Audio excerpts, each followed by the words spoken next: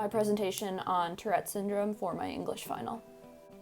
Tourette syndrome is a genetic autosomal recessive neurodevelopmental disorder. The diagnostic criteria to be diagnosed by a neurologist or movement disorder specialist is to have had 2 motor tics and 1 vocal tic for at least a year, and that it can't be explained by any other condition like copper poisoning, for example, which can cause, or a reaction to medication. Tics, TICS, are split between motor and vocal and complex and simple. A simple vocal tic would be like puffing air, throat clearing, sniffing. Vocal tics genuinely involve your respiratory tract, where motor tics are more like muscle groups outside of that, like your neck. A complex motor tic would be a tic that involves multiple muscle groups, such as jumping or throwing something. I've even heard of someone having a handstand as a complex motor tic, well, though that would be pretty rare. An example of complex vocal tics would be saying words or phrases, echolalia, which is repeating other people, palilalia, repeating yourself, and coprolalia, which is like swearing or just saying socially unacceptable things. An example other than swearing would be like threatening people. An example of a complex motor tic would be like jumping. Heard of someone who's had a handstand as a tic, which is obviously a very complex one, uses most muscle groups. Prevalence of Tourette syndrome. 1 in 162 children are estimated to qualify as having Tourette syndrome. 1 in 333 children are diagnosed with Tourette syndrome. 1 in 10 will have coprophenomena such as coprolalia, copropraxia. Tourette's is typically worse during your childhood and teenage years, but it can vary. Some people will have a pretty mellow, mild presentation of their tics throughout childhood and teenage years, and then one day when they're 30, it gets really bad, or they'll have it really severe, and then it'll kind of wane out until it's not noticeable as an adult. What are the misconceptions of Tourette syndrome?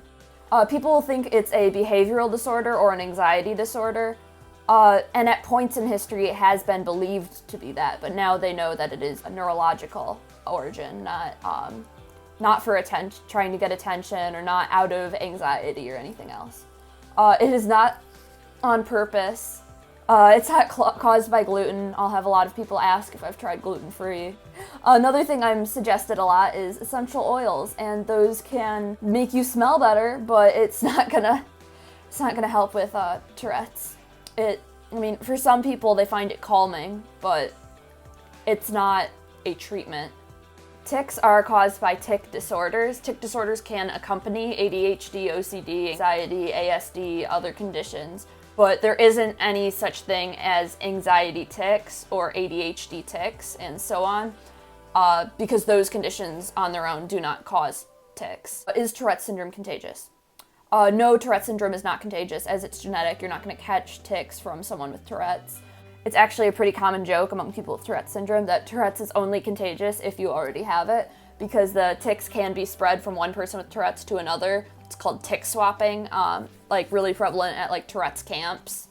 How should you react if you see someone who has tics or you believe has tics? Usually you should just ignore them unless the person tells you to do otherwise. But if they tell you to that you can laugh with them, then that's of course okay.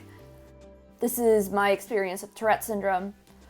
Since around kindergarten, I would say things without meaning to. I was told there was no reason to worry, which is true, as many childhood tic disorders resolve on their own. I also had issues with my knees giving out and falling. That would happen a lot in gym class. My knees would just kind of buckle and then I'd be on the ground. That happened from as far back as I remember. I gave a name to it myself. I called it my knees quitting out. And then it continued through middle school. I don't have that issue anymore as a senior in high school, but for a very, very long time I had that issue. I had physical therapy for a while because I thought I might be missing a ligament, and no one realized it was neurological. The Tourette's had become worse throughout middle school, mainly involving my neck. This was actually an issue that my dad and my brother had also had growing up, and as Tourette's is genetic, it makes sense. My brother still has neck and shoulder tics to this day. It wasn't until 10th grade, because it just kept progressively getting worse, but it was at the point where I couldn't attend my classes, and that's when I got diagnosed with Tourette syndrome in 10th grade. I tried a ton of medications for Tourette's, and the side effects were just not worth any kind of relief they gave me. I got my diagnosis so that I could have the accommodations I needed for school, as my grades were doing really bad because I couldn't attend class. In that kind of situation, it's considered medication-resistant Tourette's. When I was 17, I got to attend a camp for people with Tourette's, which I hadn't been able to do prior. You're required to have a diagnosis to attend. The Tourette's camp was a very positive experience for me. It helped me relax a lot in regards to having Tourette's. It was just really great to not have to worry about it for a week. I have aged out of being a camper, unfortunately, but I do plan to return as a counselor when I'm 19. I reached out to some other people I know with Tourette's to see if they were interested in giving a testimony or sharing something that they wish people without Tourette's knew about living with Tourette syndrome. And I got a few replies I'm going to read out. I love it when people ask me questions to get educated about my experience, since every other second of the day I feel like I have to hide it. Another one is to be mindful and that there's so much more in mental health backed up by simply having Tourette's aside from the tics. The tics are really the only physical feature that others see. Another reply is, I wish people knew how isolating it can be and how much I long for connection with people who get what it's like to have Tourette's. I feel like no one I ever talk to about my Tourette's take it seriously unless it's someone who can actually relate. Another reply is, Tourette's is the tip of the iceberg. That's a common analogy used to describe Tourette's and its comorbidities. So this person said, Tourette's is the tip of the iceberg and no one can truly see what's beneath all of it. Similar to the last answer. Another reply says, I wish people would consider that this is my life. Sorry it's annoying, but you can go into another room. I can't.